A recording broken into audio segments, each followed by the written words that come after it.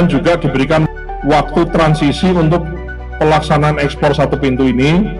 Satu adalah tahap awal transisi yaitu 1 Juni sampai dengan 31 Agustus.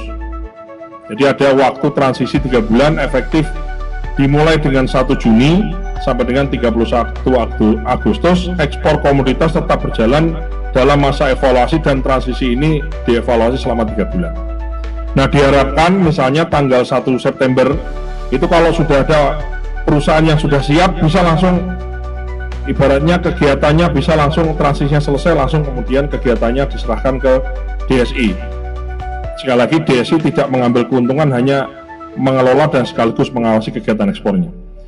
Nah, diharapkan dari mulai 1/1/1/1 tadi masa transisi ini, kemudian kita evaluasi 3 bulan, kita evaluasi seterusnya, maka tanggal 1 Januari 2027 implementasi penuh itu kemudian dilaksanakan. Bukan hanya sawit tapi juga 2 komoditas lainnya, tapi kita kan di sini kita bicara sawit. Ketiga, dalam pelaksanaannya, jika dalam pelaksanaannya terdapat dugaan-dugaan kegiatan-kegiatan yang melanggar aturan, Kementerian Pertanian sebagaimana diatur dalam Permentan nomor 13 tahun 2024 dapat memberikan sanksi sesuai dengan ketentuan yang berlaku, bisa administratif maupun pencabutan izin sesuai dengan yang mengeluarkan izin. Kementerian Pertanian juga menggandeng kerjasama dengan Satgas Pangan Polri, dalam hal ini hadir Pak Brigjen AD, jika kemudian ditemukan kegiatan-kegiatan pelanggaran hukum. 4. Dengan disampaikannya informasi ini, diharapkan dengan disampaikan informasi ini dan dalam masa transisi ini, pelaku usaha di hilir, ini kan bottleneck-nya kan di hilir. Nah, maka pelaku usaha di hilir, usaha industri sawit ini, baik itu refinery, apakah itu ekspor, dan apakah itu kegiatan lainnya yang di hilir, tetap bisa melakukan kegiatan usaha sebagaimana normalnya sampai dengan tahapan-tahapan transisi ditetapkan.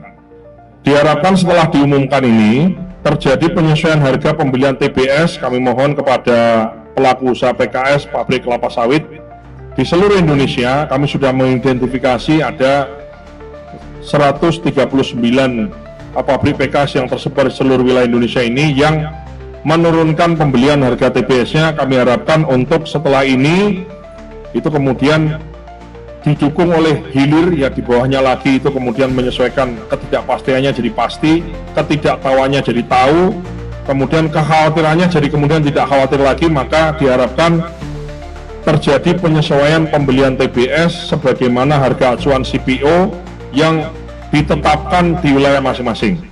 Itu adalah kesimpulan dan ditandatangani oleh seluruh peserta rapat.